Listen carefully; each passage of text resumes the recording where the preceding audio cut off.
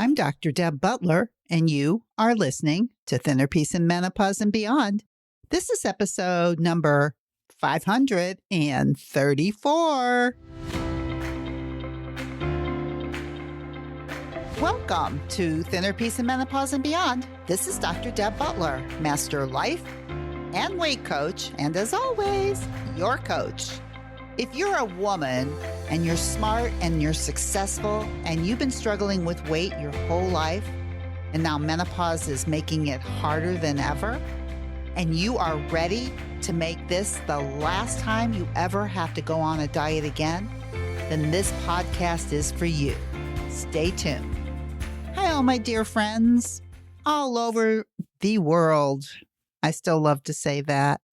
And if you're in this part of the country, in the United States of America, most of you are in some kind of summer. And I don't know about you, but the summer that I'm in right now is pretty hot.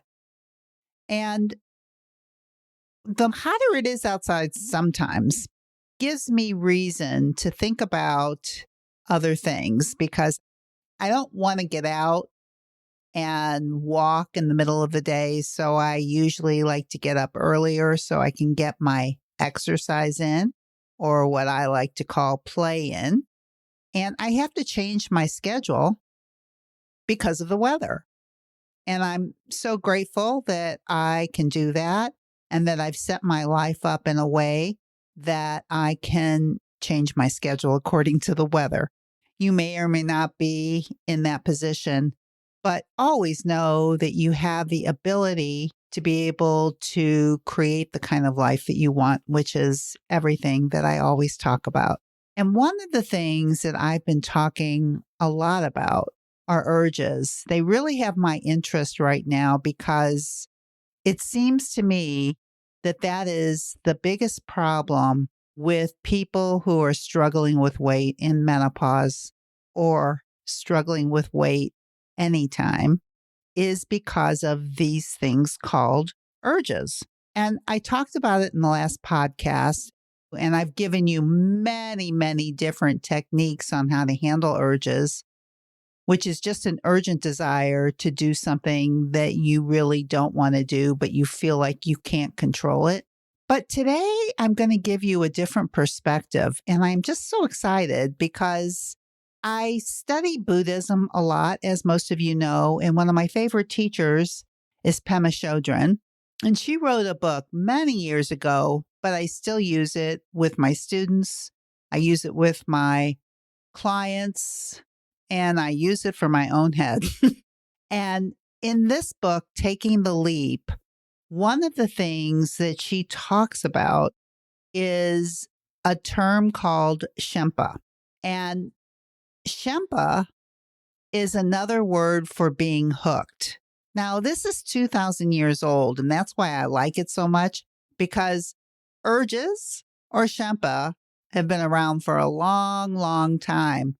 And Buddhism and the philosophy of Buddhism, brought up by the Buddha and all of his teachings, are used by so many people, Western, Eastern, all over the world as a way to manage life and manage minds. A managed mind is a managed life. And so with shenpa and being hooked, Pema talks about the idea that the most important thing about shenpa is to realize that you're being hooked. And being hooked, or shenpa, or an urge, is an opportunity to be able to use a different part of your brain to help you feel like you're more in control. So when I speak about an urge, it's just like it's a temporary wave. It's brain-generated impulse. It's not an emergency, but it feels like one. And an urge can be anything from reaching for something sugary, reaching for something that looks delicious that's not on your plan, drinking alcohol when you don't want to, compulsive shopping, even worrying. Urges to do these things. Or as Pema says, shenpa, or being hooked. And so this becoming aware becomes very, very important. And the interesting thing is that when you're in menopause, all of these urges are intensified because of the fluctuating estrogen effects of dopamine, serotonin, and sleep. So if you've been struggling with weight your whole life and menopause is making it harder than ever, and you're listening to this podcast, you are probably dealing with shenpa or urges. And most women who come to me, one of their major complaints about themselves is they feel like food is controlling them. And that's because they think urges are controlling them. And that is why the GLP-1s are so popular right now, because what they do is they calm down the urges. They calm down the shenpa. They calm down the food noise. Food noise has become very, very big, a very big term right now due to the GLP-1s and people talking about it more and more about all the stuff that goes on in their brain. So you could say you have an urge, or you could say you're experiencing shenpa, or I'm going to give you another very interesting example. And this is from the classic Stanford marshmallow experiment. Now, this is a classic psychological experiment that's been done. And I love this experiment because it goes back to everything I'm talking about. So this is the way the experiment went. A child was introduced to two concepts. Either one, they could have a marshmallow right away, or two, they could wait 15 minutes and receive two later.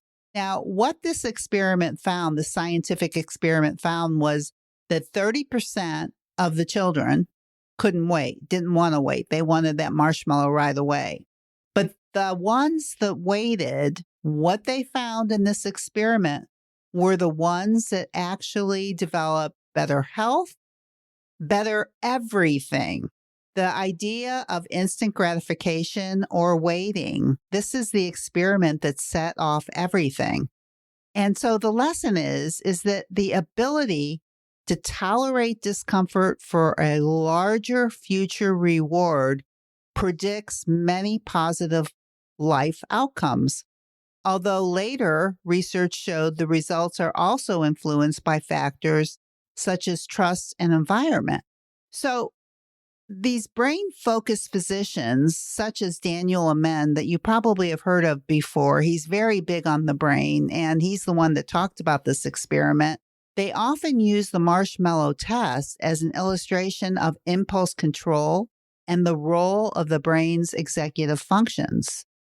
It explains that the prefrontal cortex helps us pause, weigh consequences, and choose our response rather than reacting automatically. The prefrontal cortex will ask, what happens if I wait? And in this pause, now you have to understand that with urges, I've talked about the idea of pausing to notice that you have an urge before you do anything with it.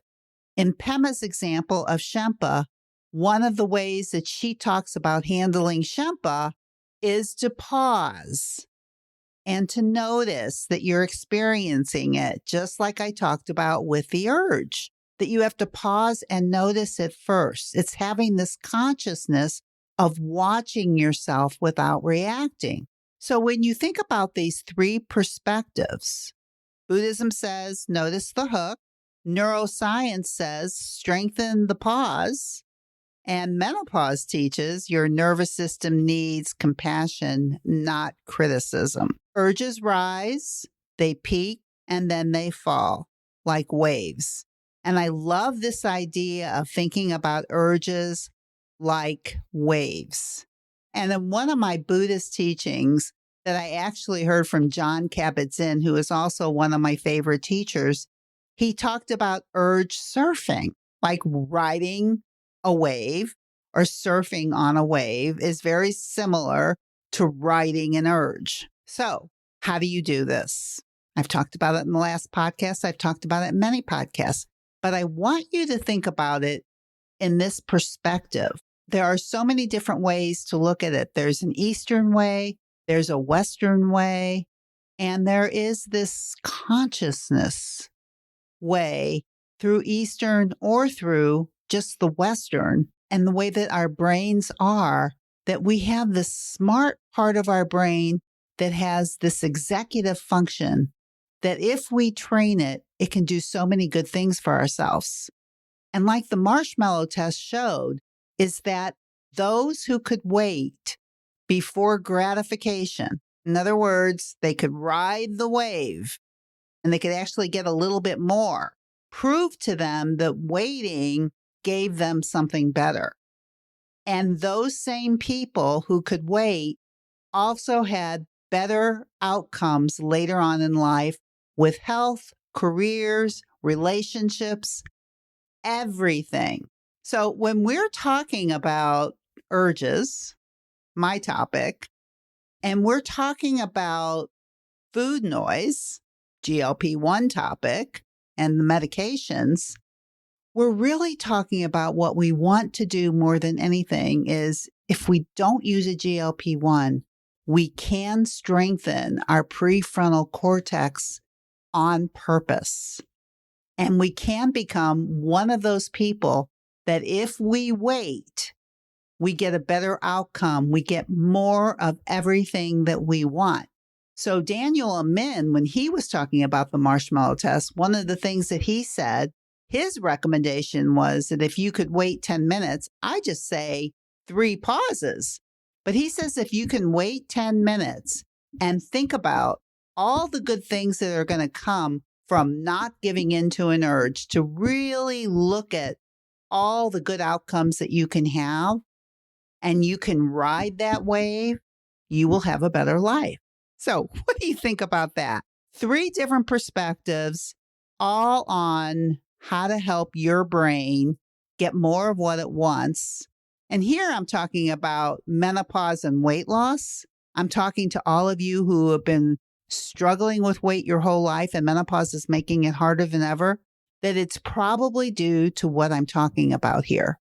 And maybe one of these 3 ways of looking at it, 3 different ways of looking at the same thing with that technique of pausing for 3 seconds, pausing for 10 minutes, but taking a break may help you get more of what you want, calm the food noise down, lose weight, and have a better life. Now, that's what I'm talking about. My whole process, Thinner Peace in Menopause, that is everything. It's like how to have peace. And one of the best ways I know of to have peace is to know that when you have an urge to do something and you can control it, you have the ability to create the life that you want. And here are some techniques for how you control it. So this week, I want you to choose or to think about the Marshmallow Test, or I want you to think about shenpa and being hooked, or I just want you to think about an urge. And either way, when you can identify that pull, can you pause and recognize that that is what's going on? Because if you can do that one thing, even if you give in and eat it, even if you go in and buy it, you still have taken that pause and you have given your brain the recognition of what's going on. So the next time it could get easier. So, menopause isn't simply about changing hormones. It can become a profound invitation to notice the places where we've been hooked for years. Every urge offers us a choice. Every pause strengthens the brain. Every moment of awareness loosens shenpa's grip. Little by little, we discover that freedom isn't found in getting rid of every difficult feeling. It's found in learning that we don't have to obey every urge.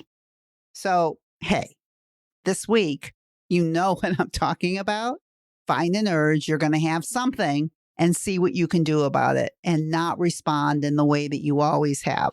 Just notice when it arises how it feels in the body, and what happens if they follow it to pass before deciding how to respond. So you notice it, you allow it to pass before you decide how to respond. And that simple practice can be a meaningful step toward greater resilience during menopause and beyond. And of course, I would never end this podcast because this happens too. Sometimes the urge to beat yourself up. So this may be the beginning of noticing an urge to be mean to yourself. But of course, how I end every podcast is the reminder that no matter where you go or what you do, please, please, please be very, very kind to yourself. And I'll see you next week. Bye-bye. If you've been following my podcast and you're loving all the tools that I teach you, but you're just not sure that you can do it or apply it by yourself, then please go to drdebbutler.com/work with me. And you can find out if the program that I do and the coaching that I do will help you get to where you want to be, to learn all the tools that I teach and be able to make it a part of your life. Just go to drdebbutler.com/work with me. You can set up a free 30-minute mini session.